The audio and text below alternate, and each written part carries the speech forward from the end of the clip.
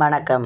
திருவண்ணாமலை அருள்மிகு அருணாசலேஸ்வரர் திருக்கோவிலில் வீற்றிருக்கும் ஸ்ரீ சித்தி விநாயக பெருமானுக்கு இன்று காலை மங்களமான ஆர்த்தி தரிசனம் நடைபெற்றது. சித்திரை திருநாளை முன்னிட்டு நடைபெற்ற இந்த விசேஷ வழிபாட்டில் விநாயக பெருமான் மலர் அலங்காரங்களுடன் பக்தர்களுக்கு காட்சியளித்தார்.